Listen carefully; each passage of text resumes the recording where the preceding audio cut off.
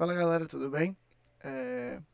Hoje a gente vai apresentar um pouco sobre a platina, esse material que está tão em alta aí no nosso mundo. A gente vai apresentar um pouco sobre as suas propriedades físicas e químicas, né? Também como a sua estrutura, falar um pouco sobre a sua estrutura cristalina. E vamos lá, né? Essa apresentação vai ser apresentada por Luiz Gustavo Rodrigues Sá, mas também teve a participação de Thales Paleta Valente na sua preparação, ok? Vamos lá.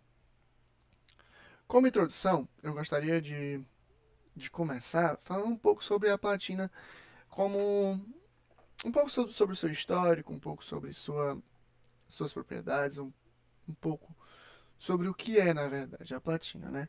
A platina é um metal precioso que pertence aos grupos dos metais de transição, que, como vocês podem ver, apresenta o símbolo químico Pt e tem número atômico 78. Ela possui características únicas, o que torna-a valiosa em diversas aplicações industriais e científicas, né? Como podemos citar a resistência à corrosão, a platina é altamente resistente à corrosão, tornando ela ideal para ambientes químicos agressivos.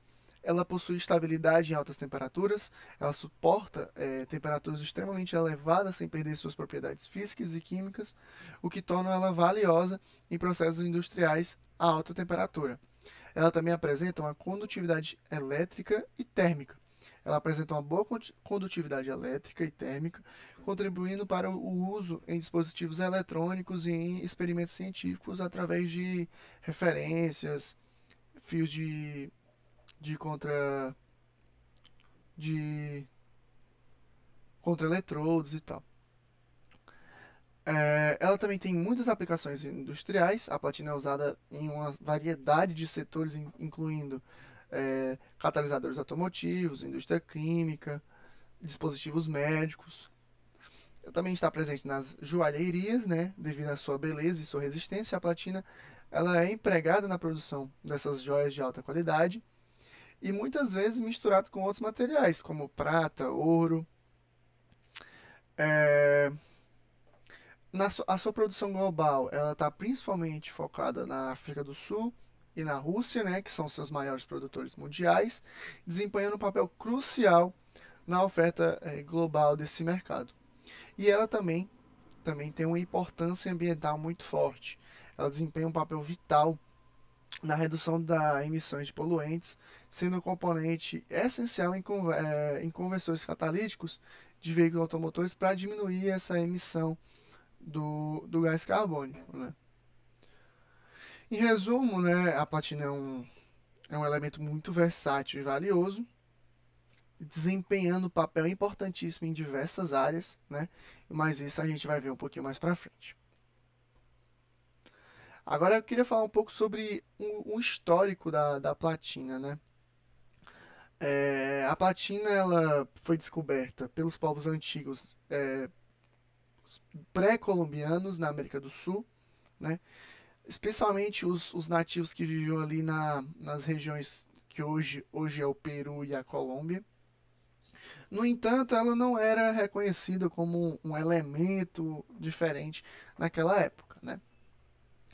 Só que aí chega como todos sabem, a grande maioria da América do Sul foi uma colonização escravocrata, né? Então, os povos espanhóis, os dominadores, né, os conquistadores, na verdade, eles chegavam aqui onde hoje é a Colômbia e o Peru, viram que eles trabalhavam com esse material, acharam interessante e foi levada para a Europa, né, para ser estudada, é, para ver o que eles faziam com esse material, se era um material bom, né? Então ela foi levada no início do século XVI. Eles inicialmente não acharam nada de bom, né? E começaram a misturar ele com o ouro, começaram a fazer a mistura de platina e ouro. E esse nome platina, ele se dá, ele foi derivado de um termo em espanhol, platina, o nome platina mesmo, que significa pequena prata, né? Então, o termo platina se vem do espanhol pequena prata. O seu reconhecimento como um elemento mesmo distinto foi através do químico espanhol Antônio de Ulloa, que foi o primeiro a estudar a platina, esse material, em pequenos detalhes. Ele publicou as suas observações no ano de 1748, reconhecendo que a platina era um metal diferente, né? Diferente dos que já era comum, não se encaixava no mesmo grupo do metal como o ouro, né?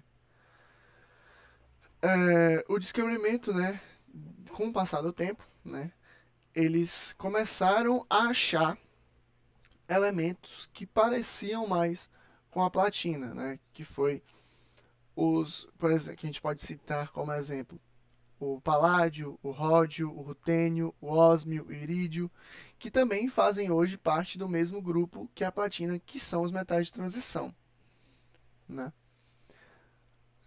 Vamos lá, dando sequência, né? Eu já tinha falado da importância da indústria automotiva, né? Que foi o boom da platina, que foi quando eles descobriram que isso no século XX, que utilizando a platina nos catalisadores, a gente conseguia ter uma menor taxa de emissão de CO2, né, dos poluentes. Dando sequência, agora vamos apresentar um pouco dos dados da platina, né? A platina tem uma estrutura cristalina CFC, que é uma cúbica de face centrada, possui como número atômico 78, como eu já tinha falado anteriormente, e uma massa atômica de 195,08 U, que é a sua unidade de medida, né? A estado de temperatura ambiente, ela possui um estado sólido e também o símbolo químico Pt, né? Falando agora um pouco sobre a sua estrutura, né, a sua estrutura cristalina, como eu já havia falado, ela é CFC, cúbica de face centrada. Mas o que é uma estrutura CFC? A estrutura CFC, né, a estrutura cristalina de face centrada, é um arranjo comum entre os metais. Nesse tipo de estrutura CFC, né, os átomos são organizados em uma rede tridimensional, onde eles estão presentes nos vértices do cubo e no centro de cada face. E vamos citar agora algumas características desses materiais que são CFC. Por exemplo, a coordenação atômica. Cada átomo da estrutura CFC ela é diretamente adjacente a 4 átomos da mesma camada. O que quer dizer? Ela está, por exemplo, um átomo está colado, entre aspas, colado com outros 4 átomos. Como por exemplo aqui, ó, vamos dizer que esse é o átomo. Ela está colado com 4 outros átomos, ok? É tipo isso.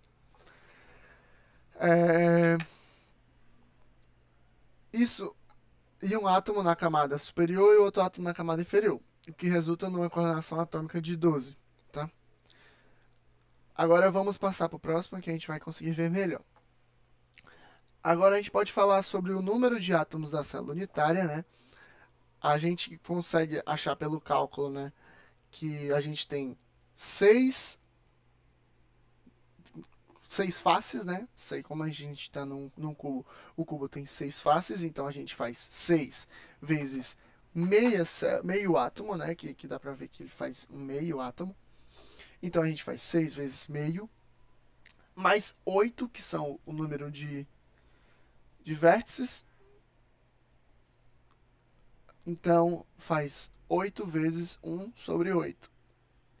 Que isso a gente vai achar que o número de átomos na célula unitária é igual a 4. Tem 4 átomos na célula unitária. Agora falando da relação entre A e R, né? A gente pode ver aqui por essa figura, né? A gente consegue ver que seriam 4 R's, 4 raios, né? Sobre o A. Então a gente consegue ver que 4R é igual a raiz de 2, onde A é igual a 2R vezes raiz de 2. A gente tendo como eu falei anteriormente, uma coordenação atômica de 12, né? Agora falando um pouco sobre o fator de empacotamento atômico, que a gente acha pela fórmula de volume dos átomos sobre o volume da célula, a gente encontra nas estruturas CFC o número 0,74, o que, trazendo para números de porcentagem, né, a gente representa 74% da célula unitária, ela é preenchida com algum tipo de átomo, o que torna a rede CFC uma das mais compactas, sendo a mais compacta das estruturas, né? Ela é como se tivesse um galão de 100 litros, onde 74 litros estivesse ocupado, né? Então ela é bem compacta. Então essa é a nossa estrutura na platina, né? Agora falando um pouco sobre usualidades da platina, desculpa, podemos citar os catalisadores automotivos, como já foi citado algumas vezes aqui nessa apresentação, a indústria química, que seria na parte dos eletrodos de referência, como por exemplo está nessa imagem aqui, que seria utilizado para testes eletroquímicos. Os eletrônicos, como por exemplo está citado na imagem desse relógio. Os dispositivos médicos, como por exemplo próteses, aqui está sendo mostrado no joelho, mas também pode ser próteses dentárias, próteses para reajuste ósseo e tal. Na joalheria, onde está presente em diversas joias, muitas misturado com outros materiais, né, com outros metais. Experimentos científicos, né, e também na indústria aeroespacial, por apresentarem uma alta resistência e também uma alta temperatura de fusão e ebulição, onde a gente consegue trabalhar em condições extremas, né?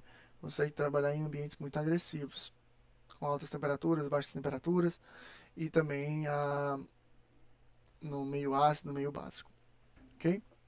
Então, essa foi a nossa apresentação. Obrigado por assistirem e até mais.